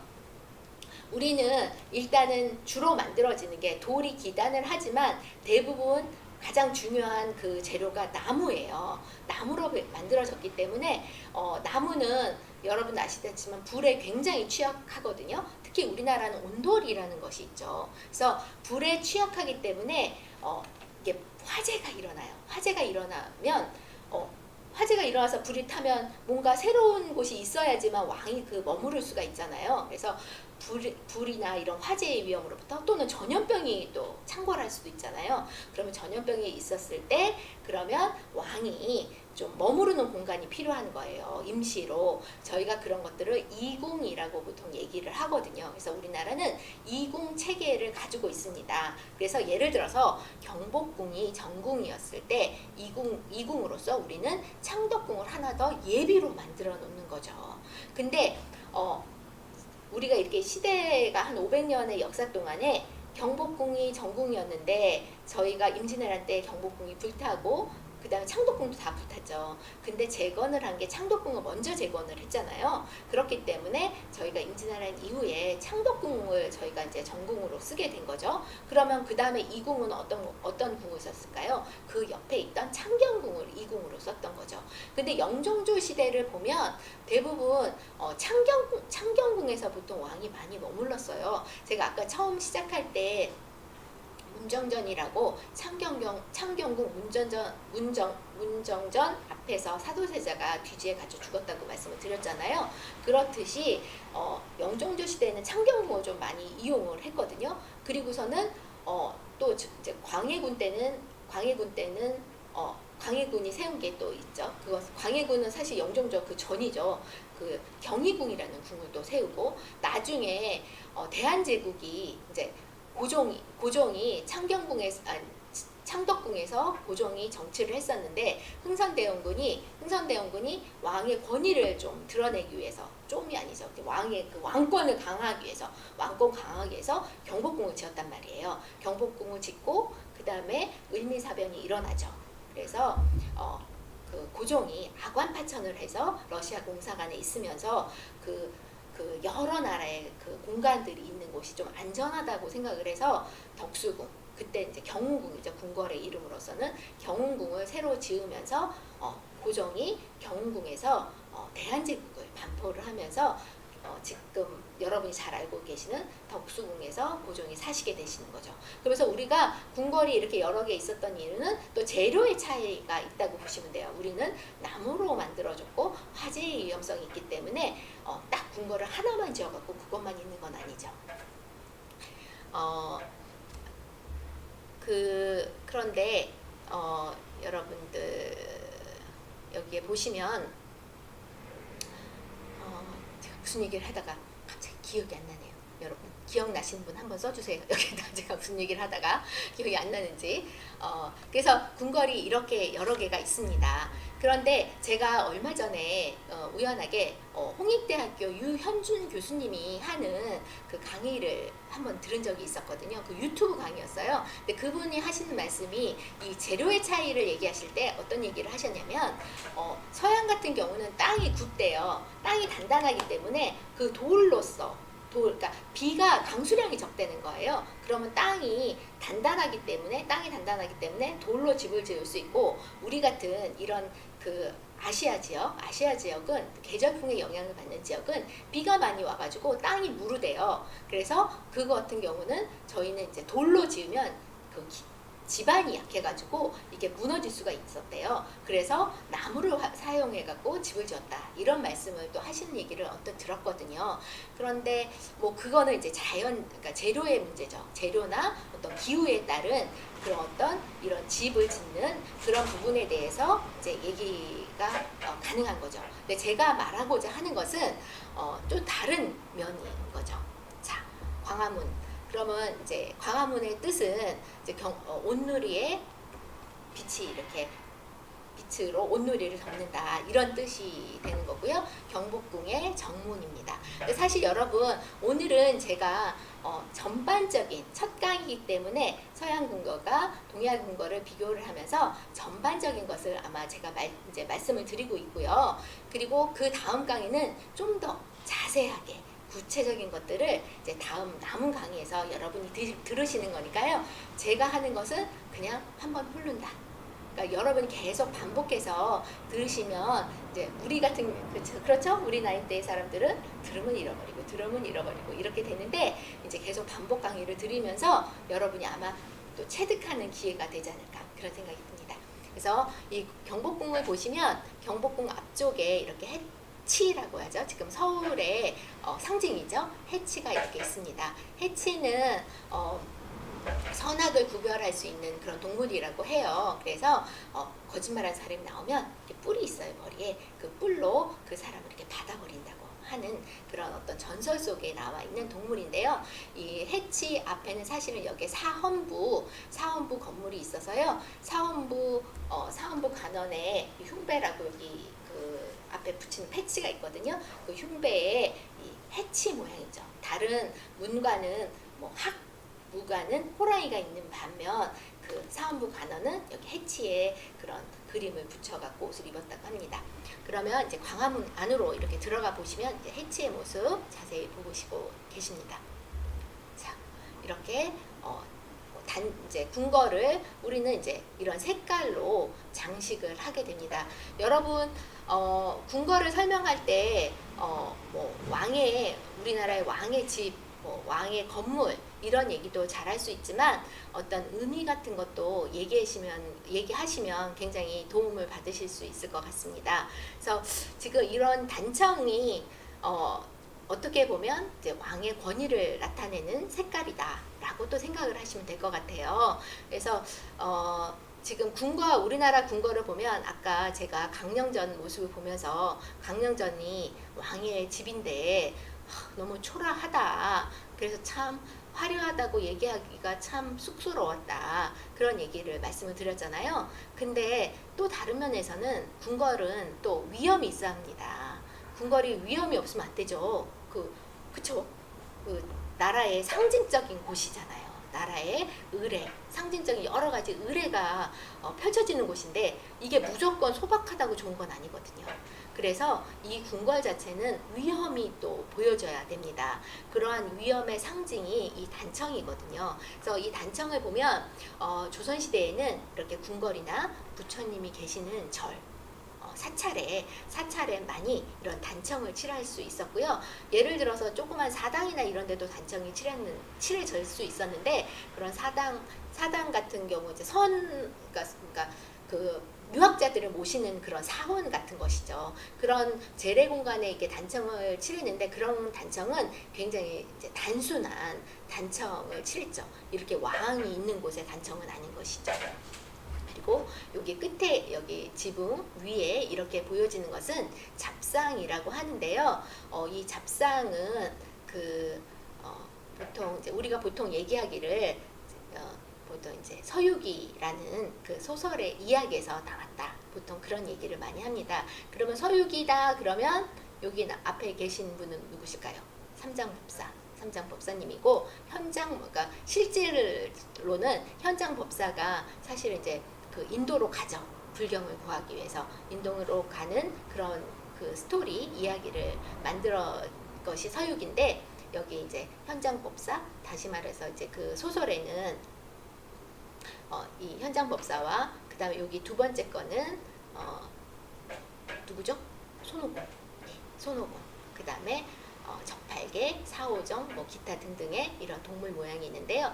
이들의 하는 역할은 나쁜 것들 잡기, 하늘에서 오는 그런 잡기들을 막는 특히 이게 나무로 만들어졌으니까 굉장히 화재에 취약하거든요. 그러니까 불로부터 이 건물을 보호하기 위해서 이러한 것들을 여기에다 만들어 놓았다. 우리가 보통 이제 그렇게 설명을 합니다. 외국인들이 오면. 그리고 또 하나는 이제 아까 말씀드린 것처럼 단청, 건물의 권위를 드러내기 위한 단청 이런 것들을 얘기를 해주고 합니다. 그러면 좀 더 자세하게 단청에 대해서 얘기를 해보겠습니다. 단청은요, 좀 자세하게 보면 보통 5가지 색깔로 나누어져 있습니다. 5가지 색깔로 나누어져 있는데요. 이 가운데 색깔이 보통 그 노란색입니다. 노란색. 그 다음에 동쪽을 나타내는 색이 파란색. 그 다음에 서쪽을 나타내는 색이 흰색. 그리고 남쪽을 나타내는 색이 빨간색, 북쪽을 나타내는 색이 검정색입니다. 근데 사실 이거 외우기 엄청 어려워요. 저도 이게 너무나 이제 외우기 어려워가지고 고민을 했어요. 맨날 이거 이제 약간 이제 뭐 강의를 제가 많이 하진 않지만 1년에 그래도 한 2번 정도는 하는데요. 그때마다 이제 이런 얘기를 하면 자꾸 잊어버려갖고 막 컨닝 페이퍼 이렇게 컨닝 하는데 또 컨닝 항상 하기도 그렇고 그래서 제가 고민을 했어요. 어떻게 하면 단청을 쉽게 외울 수 있을까? 제가 비밀이라기보다도 저의 노하우를 알려드리겠습니다. 일단은 여러분 음양오행에 대해서 음양오행설은 잘 아시죠? 음양오행 여기에 보시면 이게 1월 5봉도라기도 하고 1월 5봉도 또는 1월 5악도라고도 하고 이것은 이제 근정전에 있는 병풍이에요. 병풍이라는 말로 한다면 1월 5봉병 병이 병풍이라는 뜻이잖아요. 그래서 1월 5봉병이라고도 하거든요. 그래서 요 그림에서 보면 여기에 보면 빨간색, 하얀색 이게 양을 나타내거든요. 양, 양이에요. 이 빨간색이 양은 왕을 상징하고 음은 왕비를 상징하고 이 5개의 봉우리는 우리나라 전 국토를 상징을 하는 겁니다. 그래서 저기 있는 백두산부터 시작해가지고 여기 지리산까지 우리나라의 국토에 있는 5개의 상을 상징하는 것으로 이 이제 1월 5악도 그림을 임금님이 앉는 이 용상이죠. 용상 뒤에 이렇게 병풍을 이렇게 펼쳐놨는데 이 1월 5봉도는 어떻게 보면 또 왕의 상징이라고 생각을 하실 수가 있습니다. 그런데 어쨌거나 제가 지금 그 단청을 그 설명하는 방법에 대해서 얘기를 하고 있는데 살짝 옆길로 샜습니다. 그러나 이제 일단은 일주일을 아시죠, 여러분? 일주일은 어떻게 구성이 되어 있나요? 일, 월, 화, 수, 목, 금, 토 이렇게 7개의 날이 일주일이죠. 그러면 이것을 가지고 제가 이 단청을 설명할 수 있는 방법을 쉽게 알려드릴게요. 이것은 나중에 현장에 가서 이기정 선생님이라는 분이 여러분 현장 설명을 하실 때 퀴즈를 내실 거예요. 그래서 마치신 분은 선물을 제가 드리도록 선물을 전달하겠습니다. 그러니 여러분 잊지 말고 잘 기억하셔서 그때 이기정 선생님이 질문을 하시면 꼭 대답을 해주시기 바랍니다. 아셨죠? 자, 그러면 1부터 시작을 하겠습니다. 1은 뭘까요? 한자로 설명을 하면 해라는 뜻이죠. 그죠? 1. 그래서 해. 월은 뭐예요? 월. 달입니다. 달. 1, 월, 해, 달. 그러면 결국은 뭐예요? 양이 되는 거죠. 양은 설명하려면 또 시간이 너무 많이 가니까 나중에 기회가 되면 이기정 선생님께 설명을 드리고 또는 이기정 선생님한테 자세하게 설명을 하시라고 말씀을 드리겠습니다. 그러면 나머지 1월을 빼고 그러니까 양이죠. 양을 빼면 나머지 5일이 나오는데요. 사실 이게 오행이라고 보통 저희가 얘기를 하거든요. 이 오행은 사실은 이 음양에서 나오는 거예요. 음양이 5가지로 이렇게 변화하게 되는 거거든요. 그래서 이 음양에서 5가지가 나오는데 그게 바로 오행이 되는데요. 자, 날짜로 한번 보실까요? 자, 일요일, 월요일까지 저희가 했죠. 그럼 그 다음에 뭐가 나오나요? 화요일이 됩니다. 화요일이면 뭐가 될까요? 불입니다. 불. 자, 여기 남쪽에 빨간색을 제가 이 색깔을 칠해놨는데요. 그러면 결국은 화요일은 불이 되고 결국은 남쪽을 상징하겠네요. 그죠? 남쪽을 상징하게 되는 거고요. 그리고 이 오행은요, 또는 오상으로 나눌 수가 있어요. 오상은 5가지의 유교에서 말하는 어떤 덕에 대한 그런 어떤 5가지 사상이거든요. 그 5가지 사상을 오상이라고 하는데 쉽게 얘기해서 여러분 다 아는 인의예지신, 인의예지신이라고 보시면 돼요. 그래서 남쪽을 상징하는 것이, 남쪽을 나타내는 것이 예입니다. 예. 이 오상 중에서. 그래서 여러분 우리가 4대문이 있잖아요. 4대문 중에서 남쪽에 있는 문이 숭례문이죠. 숭례문. 그래서 숭례문, 이 남쪽에 있는 숭례문입니다. 그래서 자, 화요일은 남쪽을 상징한다. 그리고 빨간색을 상징한다. 그리고 숭례문을 상징한다. 그리고 우리가 이곳을 지키는 가디안이죠. 사방신이 있어요. 사방신으로 따지자면 남쪽은 빨간색의 신이 있는데 그것이 바로 주작입니다. 주작은 빨간색이죠. 뭐 서양 사람들한테는 제가 어떤 경우에는 불새라고 얘기는 하는데 또 사실은 불새랑은 다른 새예요. 그래서 주작이라 그래서 빨간 새입니다. 우리가 화요일을 했습니다. 화는 일단은 불입니다. 그럼 수는 뭘까요? 물이에요. 그럼 물은 여러분 어떤 색깔일까요? 네, 3가지 남았는데 한번 맞춰보세요. 물은 어떤 색깔일까요? 물은 검정색입니다. 물이 파란색이라고요? 왜 파란색이지 검정색이냐고요? 물이 파랗게 보이는 이유는 햇빛이 있기 때문에 파랗게 보이는 거고요. 여러분 이 세상이 어두운 세상이라고 생각을 해보세요. 예전에 세월호 사건이 일어났을 때 우리가 맨날 바닷속을 굉장히 자주 봤잖아요. 그 바닷속으로 들어가니까 색깔이 어땠어요? 검은색이었단 말이죠. 그죠? 그래서 물은 검정색입니다. 검정색이고 방향은 북쪽을 상징합니다. 북쪽. 그리고 그 북쪽을 지키는 신은 현무라고 저희가 얘기를 하는데요. 현무는 무슨 뜻이냐면 검정색 거북이란 뜻이에요. 그래서 현이 거물 현자입니다. 거물현. 그래서 현무는 검정색 거북이. 그리고 인의의 지신이니까 거기에는 그러니까 지인데 그러니까 지혜라는 뜻이거든요. 그런데 여기에서는 저희가 지문이라고 하는, 우리 아까 숭례문 예가 들어갔는데 여기는 숙정문이라고 저희가 보통 쓰거든요. 왜냐면 저는 정확하게는 모르겠는데 이게 발음에 문제가 있는 것 같아요. 그러니까 지자를 별로 안 좋아했던 것 같아요. 그래서 그 지자를 많이 안 썼어요, 예전에. 그래서 숙정문으로 저희가 지금은 쓰고 있습니다. 그러면 저희가 화요일 불, 수요일 물 했죠. 그 다음에 목요일은 뭘까요? 나무죠. 나무는 어떤 색깔이에요? 나무는 파란색, 초록색. 네, 저희가 나무는 저희가 파란색하고 초록색을 우리 옛날 조상들은 이제 뚜렷하게, 물론 색깔은 다양하게 썼지만 구별해서 얘기하진 않았어요. 그래서 여러분 초록색하고 파란색을 지금도 구별하지 않는 경우가 있습니다. 뭘까요? 여러분이 아이랑 같이 길을 건너려고 딱 서 있는데 저기 신호등이 켜졌습니다. 그래서 우리가 뭐라 그러죠? 아, 파란불이니까 길 건너자 얘기하죠. 근데 무슨 불이에요? 무슨 색이에요? 초록색이죠. 파란색이 아니라 초록색 불이죠. 그래서 이게 우리나라 사람들이 파란색하고 초록색을 이렇게 약간 구별을 하지 않았던 그런 모습이 보여지고 있거든요. 그래서 이 동쪽, 그리고 아까 제가 말한 그 나무는 새싹이 이렇게 자라는 거는 해를 봐야지 자라겠죠. 해가 떠오르는 것이 동쪽이니까. 그래서 동쪽입니다. 그래서 나무는 동쪽을 이야기하고, 그리고 파란색 또는 초록색. 그래서 단청에서도 보면 파란색하고 초록색이 같이 있어요. 그리고 인의 예지 신 중에서는 우리가 인입니다. 그래서 동쪽에 있는 대문이 있잖아요. 그걸 뭐라 그래요? 우리가 흥인문이라고 하죠. 흥인문인데 다른 또 왜냐면 거기에 뭐 지대가 좀 낮다고 해서 저희가 지자를 또 거기에 붙이거든요. 그래서 흥인 지문이라고 합니다.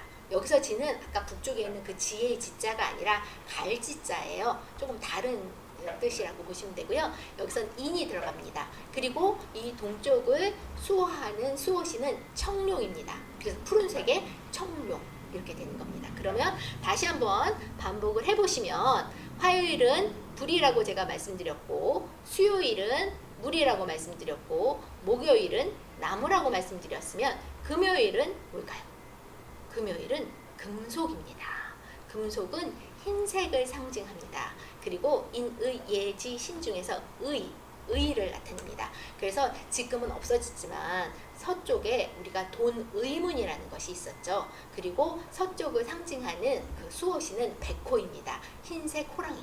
그럼 이제 앞으로는 가운데만 남았습니다. 가운데 중앙이 토요일. 토요일은 어떻게 보면 또 흑이죠.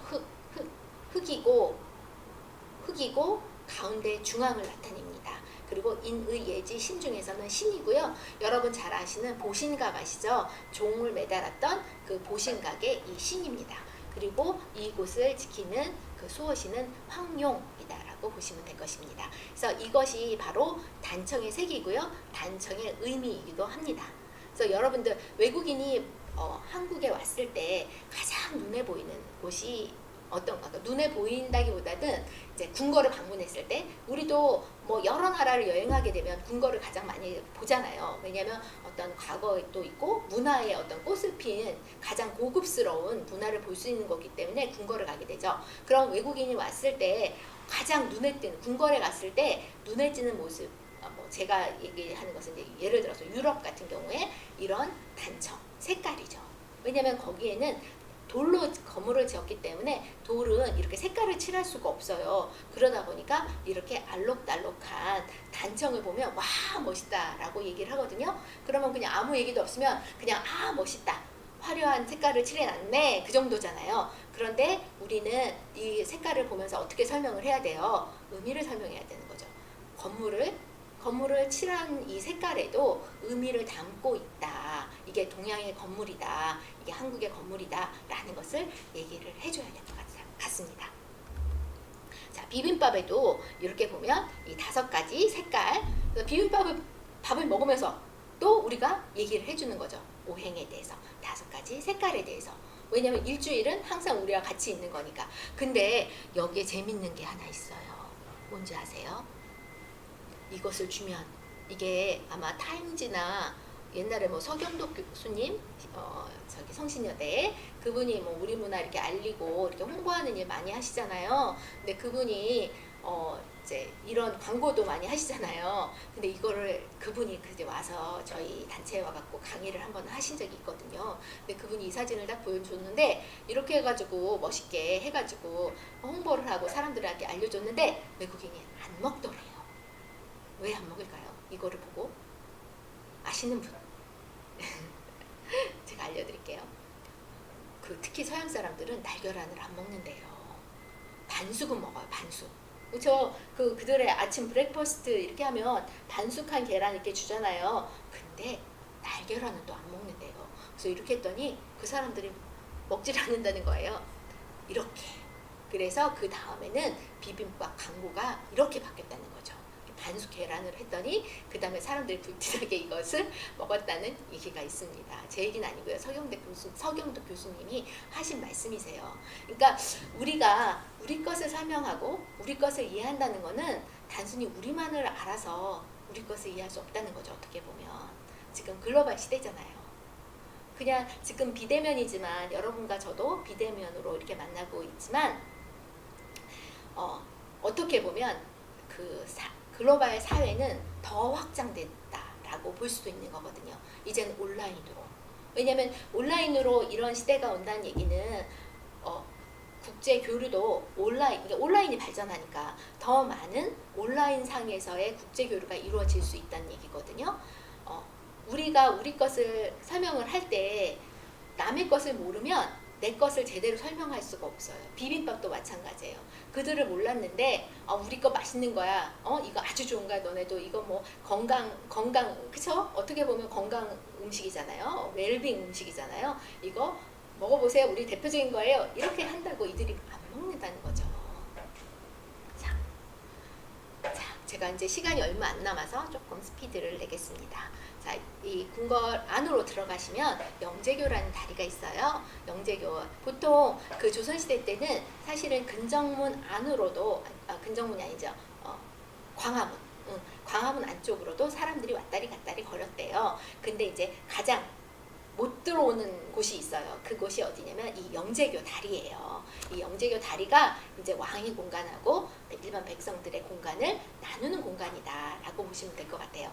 이 영제교 다리 내 규탄 위에 이렇게 서수들을 조각을 해놨는데요. 이 서수를 우리는 보통 철록이라고 얘기를 합니다. 네, 알고 있습니다. 10분 내로 마무리해달라고 말씀을 하셨습니다. 자, 철록인데요. 이 철록이 제가 재미있어갖고 이 그림을 하나 가지고 왔어요. 이 그림에 보시면 여기 이 철록이 혀를 이렇게 내밀고 있어요. 낼롱 하는 거죠. 여기는 뭐가 지나다니냐면 물귀신이 와요. 물을 타고 들어올 수가 있거든요. 그럼 얘가 지키는 거예요. 근데 이것을 조각하시는 분이 굉장히 해학이 있으신 분 같아요. 다른 서수들은 무섭게 노려보고 있는데 얘만 혀를 이렇게 내밀고 계시거든요. 내밀고 있거든요. 그래서 그런 어떤 우리 조상들의 그런 모습도 저희가 여기서 볼 수 있습니다. 자, 근정전. 근정전의 이름이 뭘까요? 부지런하게, 부지런하게 정치하라. 임금님이 정치하는 공식적인 공간이죠. 이 정전의 모습입니다. 정전의 모습인데 이 근정전이 이름 자체가 근정전이에요. 부지런하게 정치해라. 어떻게 이름을 이렇게 지을 수 있을까요? 유럽의 궁궐의 건물에 가면 이렇게 앉아요. 무슨 뭐 예를 들어 백합방, 무슨 방, 뭐 장미방 뭐 이런 식으로 이름을 짓지 이렇게 이름을 짓지 않습니다. 굉장히 노골적으로 그 압력을 주고 있습니다. 왕한테, 왕과 신하들한테, 그죠? 왕과 신하들한테 백성을 위해서 부지런하게 정치하라는 압력을 여기에 보여주고 있습니다. 자, 여기 이것은 뭐냐면요. 봉황이라는 새예요.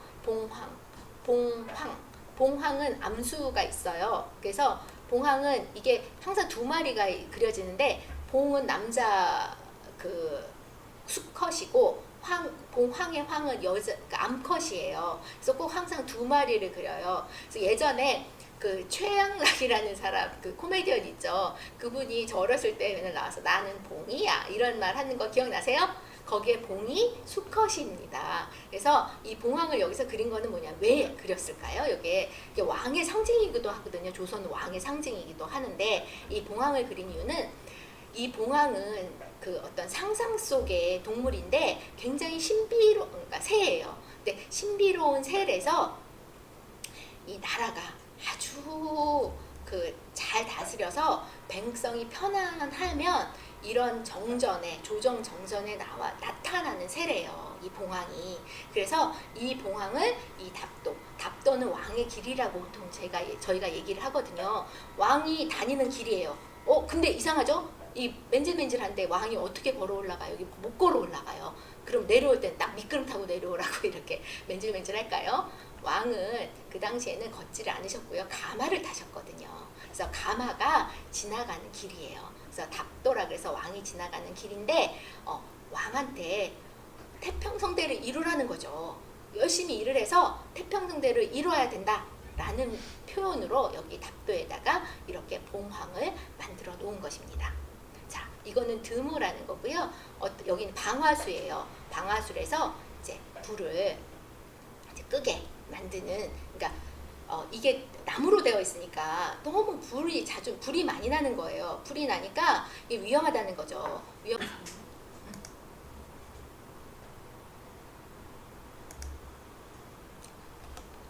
됐어요? 이게 네. 이게 실시간으로 하다 보니까 방송 사고가 잠깐 일어났습니다. 양해 부탁드리고요. 지금 이제 드무 얘기하다가 말았는데요. 여기에다 물을 채워 넣는다고 해도 사실은 뭐 이렇게 큰 건물을 불을 끌 수는 없겠죠? 어떻게 보면 불조심 포스터라고 보시면 돼요. 이곳을 지나가는 사람들이 이 불조심 포스터를 보고 이 드물을 보고 내가 불을 조심해야겠다 이런 생각을 하게 했다고 합니다. 까지 해주는 게 좋을 것 같아요. 잠깐만요. 자, 마지막으로 제가 이제 사정전으로 왔습니다. 이 사정전은 생각하고 정치하라라는 그런 어떤 공간인데요. 임금님의 사무실입니다. 그래서 임금님한테 일할 때도 생각하고 정치해라 이런 그런 생각을 가지고 이제 말씀을 해주신 거고요. 제가 이제 강령전에서 이제 마무리를 하려고 합니다. 여러분 시간이 많았으면 더 많은 것을 나눌 수 있겠는데요. 다음 기회가 되기를 바라면서 마지막으로 정리를 하겠습니다. 여러분이 이제 어떠십니까? 이제 처음 우리가 시작했던 강령전으로 들어왔는데요. 여러분 어떠세요? 저는 그런 생각을 했습니다.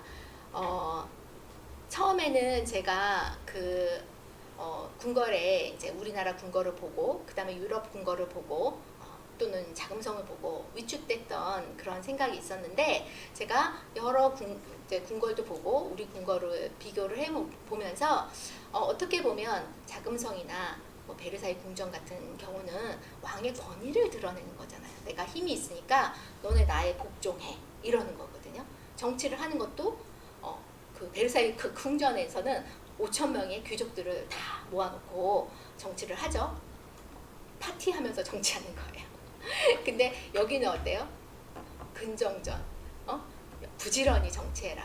사정전, 생각하면서 정치해라. 누구 생각하라는 거예요? 백성을 생각하는 거죠. 그런 곳이 우리의 궁궐입니다. 백성을 생각하는 그런 곳이 우리의 궁궐입니다. 해자도 없어요. 전쟁이 일어나면 같이 도성에서 성에서 싸우라는 방어용 도성이거든요. 물론 임진왜란 때 그게 잘 안 지켜졌긴 했지만 그거는 근데 또 그런 의미가 있어요. 조선에서는 왕을 잡아야지만 전쟁에서 이기는 거거든요. 그래서 왕은 그 목숨을 유지해야 돼요. 그 왕조를 이어나가야 되니까 또 그런 의미로 또 다시 생각할 수는 있는 거거든요. 그래서 저는 강령전을 보면서 그런 생각을 하게 됐습니다. 백성을 생각하는 곳, 정치를 하는 곳. 내가 이곳이 너무너무 자부심이 있고 자랑스러운 곳인 거예요. 그래서 아까 여러분 브레이브 하트 영화 보여드리면서 백성이 사는 집의 모습을 보여드렸죠. 근데 여러분 우리나라 백성이 살던 그 당시에 집들 아실 거 아니에요. 민속촌에 가도 보시고 여러 사료를 통해서 비교를 해보면 시대별 비교를 해보면 훨씬 우리나라 사람들이 백성들이 행복하게 살았다는 거죠.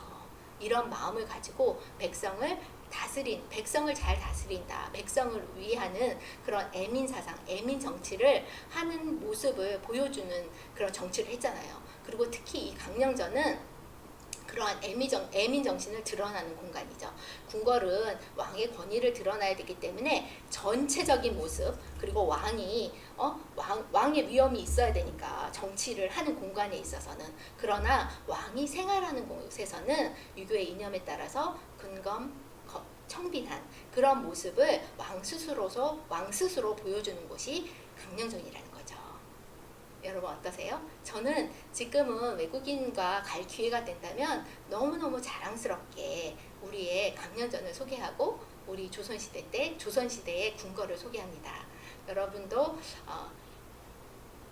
그런 기회가 된다면 그런 저 같은 시야를 가지고 궁궐을 소개할 수 있는 그런 시간을 가지셨으면 합니다. 중간에 방송 사고도 일어나고 했지만 여러분 이렇게 온라인으로 만날 수 있는 기회가 생겨서 정말 반갑고요. 끝까지 들어주셔서 정말 감사합니다. 여러분 감사합니다.